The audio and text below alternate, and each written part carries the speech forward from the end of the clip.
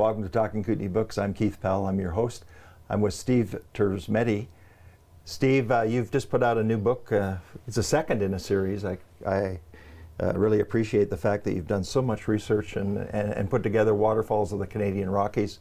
So Steve, let's just go back one step and talk about your first book. What was the first one? Sure. So Waterfall Hikes in southern BC was the first book that came out in the spring of 2020. And I know we chatted at the time, we had to sit 2 meters apart. So that was probably the biggest difference from that one to this one. Is at the time we were trying to release a book through a pandemic. This one we didn't have to do that. So came together a little bit more smoothly this time. Right. So I really admire the fact that you take the time to go out and research all these waterfalls. You document them through photos and so forth. Just walk me through that process. How is it that you're able to, to track all these waterfalls down, record them, and make it into an interesting read? I guess putting the information together. The information already exists. It's all out there, whether it's the trail societies, local municipalities will have their own tourism boards that promote trails. And then you get into kind of the social media, the apps, the trail apps. We've got a number of other previously published guidebooks. So for the most part, these books are a consolidation of information that already exists. We're just putting it in one place. There's a lot of smaller, off the beaten path waterfalls that took a lot of legwork to, first of all, find that they actually exist, then to go see them for myself, and then kind of determine if this is an appropriate thing to convince a family to go do.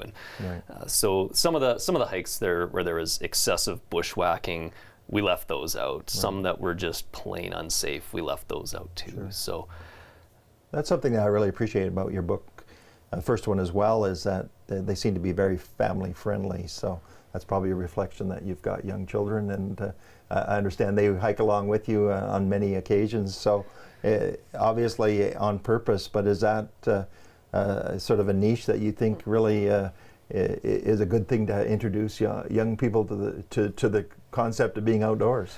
Well, it was definitely the intent of the book. I know when we had young kids ourselves, my daughter Hannah and my son Jasper, when they were little, the biggest challenge we had was kind of finding family-friendly hikes. A lot of the guidebooks that are out there right now, they put you high into the Alpine, they're talking about backpacking trips, and those are great books, and I own many of them myself, but for a young family, and especially with young kids, finding appropriate trails and hikes and objectives was a challenge. So the nice thing about Waterfalls is, and especially with these books, I did try to keep them family friendly. Generally they're shorter hikes, and generally the kids, the nice thing for the kids is there's a reward at the end in a great big waterfall.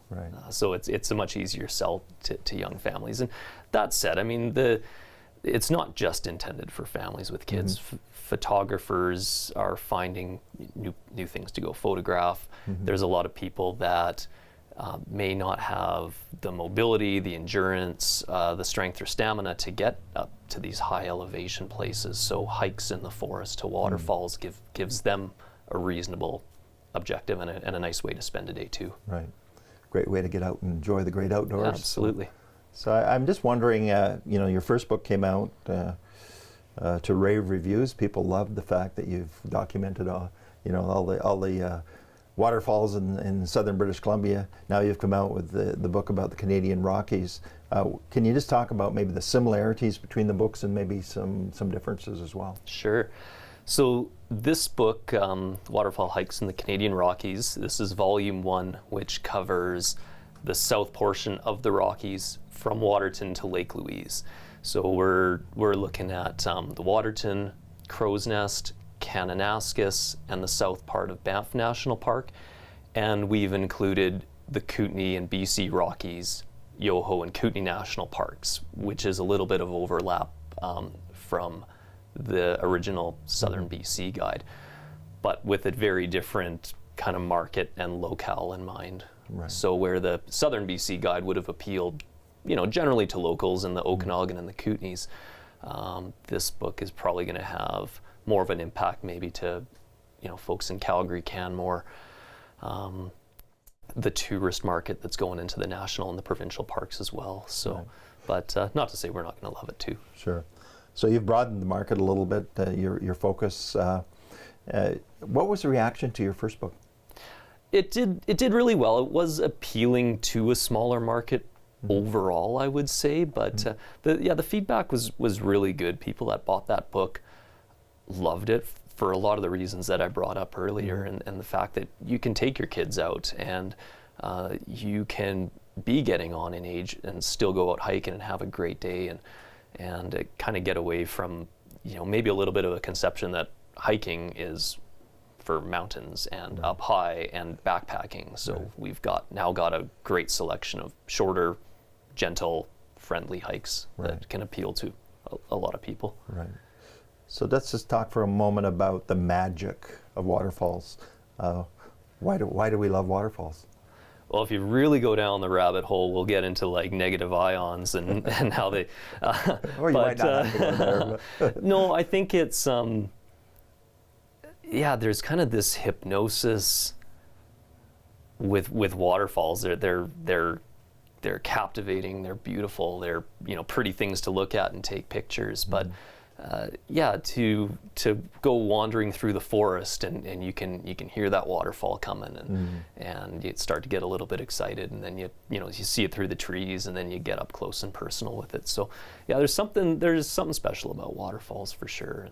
And I know when my kids get that first view of a big waterfall, and their eyes get big and their mouths open, and that's a very cool thing for me as a father to see, but also for me as a writer to see too. Right. So I noticed in your books as well that you do have a pretty sound safety message. Just be careful when you're out exploring for waterfalls and you find them and so forth. What are some of the safety things that you try to emphasize? Well, water's always moving. That's kind of the biggest challenge. We deal with stream flow runoff in the spring or after rainstorms. The water's coming up to levels, and maybe spill out of their creek entirely. We're also dealing with slippery rocks, slippery trails, muddy trails, things like that. So, and then, there's a couple waterfalls that make great swimming holes, but just being aware that that might not be as deep as you think it is, or there might be rocks in the bottom of that. And I think in one point that you brought out is that the dynamics of a pool changes every year too. Absolutely. In runoff, the water's going to be bringing rocks and trees and limbs down. So the swimming pool that you jumped into last year might not be the same one that you're about to jump into this year. So that is certainly kind of top of mind when we talk waterfall safety. Right. Kayakers, there's a couple, especially in the BC guide, some very popular waterfalls that guys like to run in kayaks and throw themselves off of. And just because you saw a video where someone did that last year doesn't mean that is not going to be full of trees and rocks this year. So, right. So safety, you should be cautious. Check things out before you jump. Yeah, look before you leap. Pay attention to the trail conditions and pay attention to the water levels too. Right. And beyond the safety stuff, every time we write a book is a good opportunity to talk about these leave no trace principles, to stay on the trail, pick up your garbage, pick up after your dog.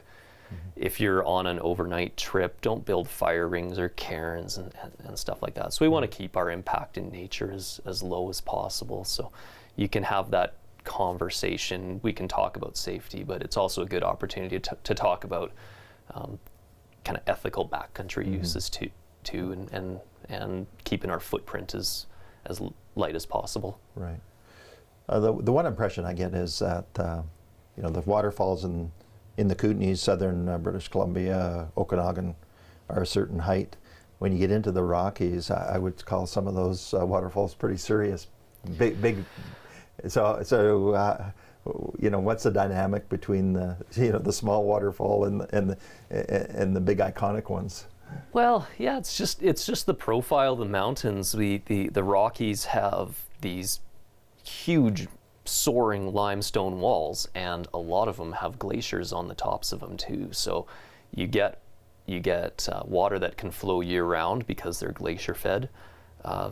You also have the terrain and the strata where you've got these huge limestone faces that the water can pour off. So places like Takaka Falls, Twin Falls kind of would be, Helmet Falls would be another one where they're just enormous glacier-fed waterfalls tumbling down or launching off of 200-300 meter faces. As you work a little bit farther west, the mountains and the relief aren't quite as tall. It's older rock. It's not staying quite as vertical anymore, and so typically, generally, I would say the waterfalls in the interior of BC are not quite as tall as some of the big ones that we see in the Rockies. Sure. The one thing that we had an opportunity a few years ago to hike up the Bow Valley, and there's a few waterfalls there that you document. I got the impression that it was sort of overrun with it was almost like we were in a lineup of people going to the waterfall. Do you ever worry that your exposure to waterfalls may increase the visitation to a degree that it may be counterproductive?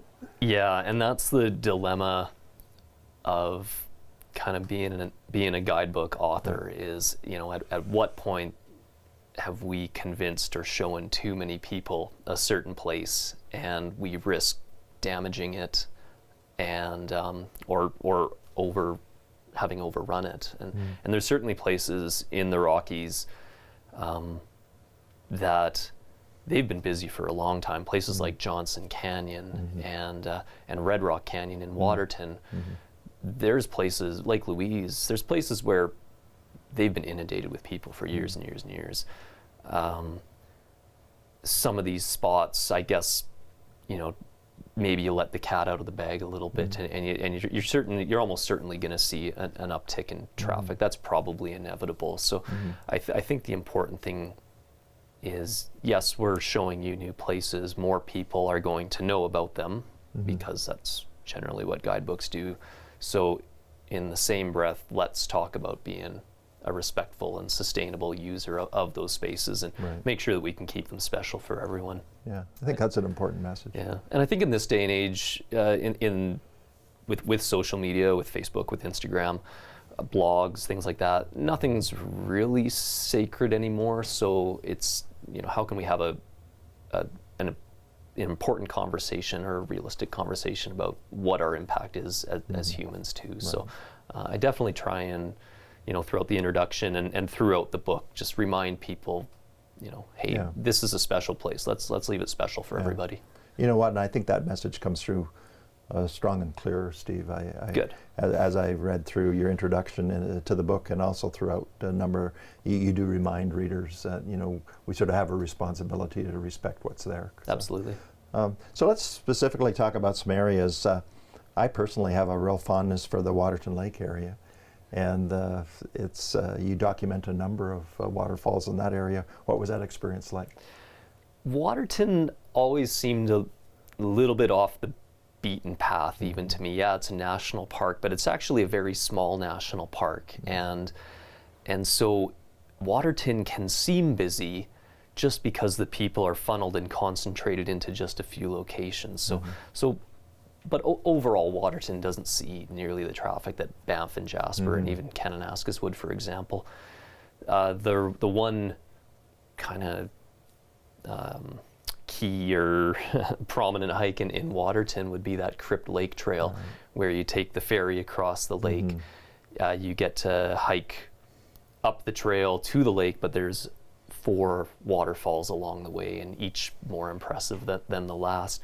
The nice thing about that trail is there's only a couple ferries in the morning that take people out, so it really does keep the number of people and the volume of people on the trail to a minimum. So it does feel like a bit more remote still. Right. The experience of taking a ferry across the lake to go hiking is kind of cool too. Yeah. But I've been on that ferry a few times. It's always a neat experience, just going across the lake. So yeah.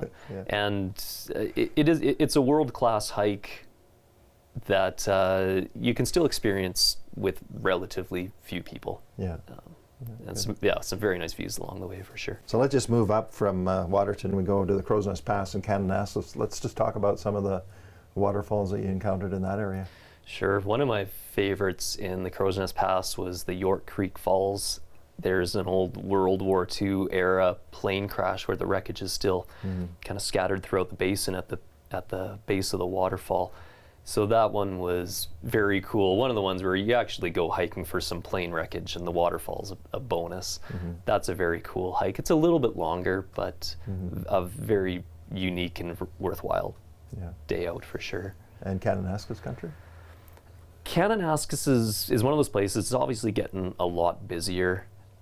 It's the proximity to Calgary and obviously the size of Calgary now and the amount of people just recreating in the outdoors has probably put more pressure on Kananaskis than anywhere. There's a few beautiful spots that are not along the Highway 40. They're actually up the Sheep River, and Junction Falls being one of them.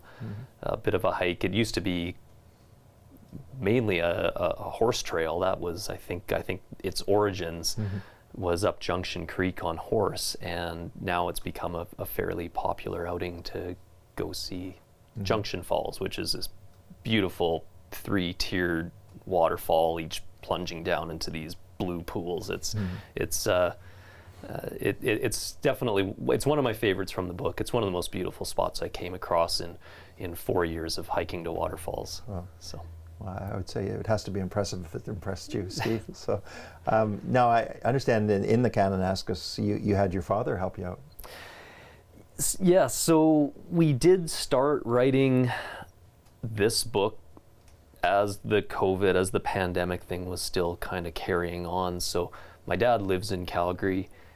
He's been a lifelong hiker and is now retired. So as we were looking at, some of these restrictions that were still in place, how do we get into these areas, looking at the logistics of travel and things like that. So I did get a hand from my dad. He went into Kananaskis country a number of times, hiked to some of these waterfalls. I gave him a bit of a list and said, hey, can you get into these places for me?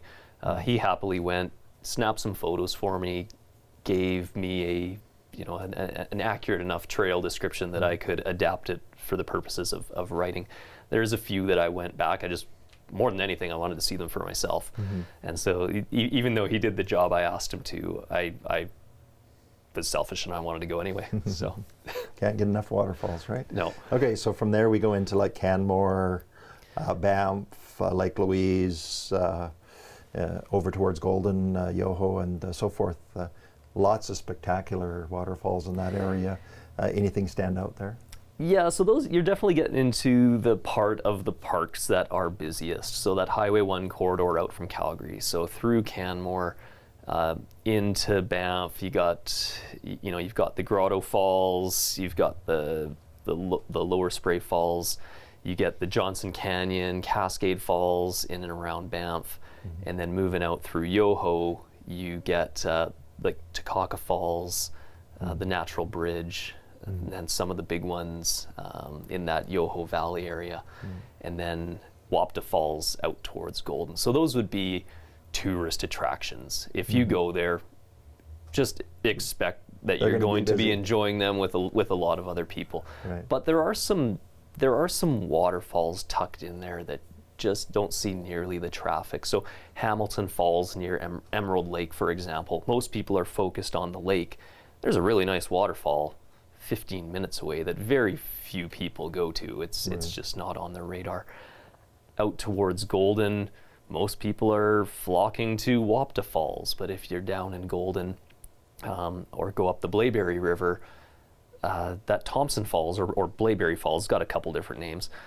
That's a spectacular waterfall that, by comparison, might only see 1 or 2 or 3 people a day versus 1 or 2 or 3,000. But some of these other places might see. So that's a great thing about your book. It gives you sort of a feel for all the waterfalls, and you can pick one that either is very, very popular and it's going to be busy, or you can pick one that's going to be a bit less of a profile and not quite so busy. So. Sure, and the thing is, if you go to some of these big waterfalls, like Takaka Falls in the Yoho Valley, there's times a day where if you go early enough in the morning or wait until the evening when the crowds have moved on, most of the time they're there from 9 till 5. Mm-hmm. So if you're an early riser and you can get up and see the falls shortly after sunrise or get in and out before 9 o'clock, that's a great way to see it. Mm-hmm. Likewise, if you wait until after dinner, wait until the crowds are headed home and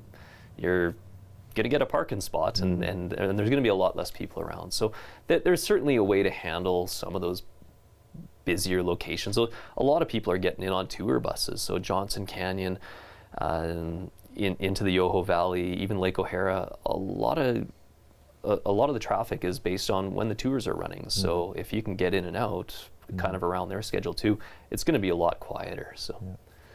So you touch on the BC Rockies side of the equation as well. Did you feature any different waterfalls than you had in your first book on that, or is it sort of the same ones? It's more or less the same ones on the BC Rockies side. Yeah. We obviously with the Canadian Rockies, we didn't go into the Purcells at all. So this it's a slightly different look and tally than what was in the South BC guide originally, but this one would focus more on kind of the Kootenay Rockies around the Fernie area, mm-hmm. the Kootenay National Park, and then kind of the Yoho Park in Golden. So right. that's kind of the boundary on the west side there. Right. Okay. So I noticed on the front cover of the new book, you've got volume 1. Yes. So that leads me to believe there's volume 2. So are you working on that now? Volume 2 is forthcoming. It will be out in the spring of 2024, and that guidebook will cover north of Lake Louise, so up the Icefields Parkway to Jasper, Valemont, Mount Robson, as well as some of the Front Range and Forestry Trunk Road hikes that you find on the eastern slopes of the Rockies too. Mm. So this book, the current volume 1, is 100 hikes in detail, plus there's a few kind of more to explore ones. Mm. The volume 2, which is currently being edited as we speak and will be out around this time next year, will be about 75 to 80 hikes in detail, plus some additional hikes, kind of as a more to explore, some that are a little bit logistically more challenging to get in and out of. Okay, interesting. So we look forward to that as well. So you work with the company Rocky Mountain Books. What's that experience been like? It's been great. Don Gorman and his team at Rocky Mountain Books are the epitome of professionals in the industry. I work very closely with one of their editors, Joe Wilderson, who goes through these books with a fine-tooth comb. It's getting I've made life a little easier on Joe as we're now a couple books into this. Mm-hmm. We're not bouncing around so many versions before we settle on a final draft. And his design team and marketing team are top notch. So this is their wheelhouse. Outdoor books, outdoor literature, and guidebooks is what they do. So yeah, they do a good job for you. They did a great job. They did a great job with the South BC guide. They've done an incredible job with Volume 1, and I can't wait to see what we do with Volume 2. Right. So do you believe that there's opportunity to expand beyond just the Rockies? Are you just focusing in on the Rockies at this point in time? I don't know how much more I have in me without setting up shop in the Lower Mainland. That would be the next obvious choice if someone wanted to write that book. Yeah. Wink, wink. But for me to do it, for the amount of travel, the time away, and the logistics to put a book like that together becomes a bit of a challenge. I can't say it's not on my mind, but it's not now. Right. Well, you've had your hands full, and hey, you do want to do a quality job, right? So absolutely, it takes a lot of research, a lot of time, and a lot of effort. So I just want to go back. I know you're an outdoors guy. You love the outdoors. You've done lots of hiking and backcountry exploring and so forth. What's the appeal? What it may be? Is it the experience, or just tell me what motivates you to be outdoors as much as you are? That's a loaded question. I guess to simplify it as best I can, is that is where I feel alive. I love being outside. I love being in the mountains. I love to push myself and challenge myself, especially with kind of the climbing, the alpine climbing and the mountaineering. That's what I love to do. I also love to show people the mountains too. And I've had a great opportunity to show my wife and my kids a lot of the places that I grew up exploring with my parents and my family. And I get to show people another side of the mountains through these books as well. And if I've done it right, those people will love it as much as I love it, and they will become good stewards for the outdoors and share their love with other people. And the more people that love it, I mean, there's an argument that can be made that we're loving these places to death. I would say that if we love these places, we'll take care of them. Right. So it's all part of the equation. So thank you, Steve. I really appreciate you being our guest today. And Thanks, again, the book is Waterfalls of the Canadian Rockies, Volume 1, a follow-up to your first book, which was focused on the Kootenays, and wishing you the best in the future. We'll have you back as a guest when Volume 2 comes out. Sounds good. Thanks, Steve. Okay. This has been Talking Kootenay Books. My name is Keith Powell.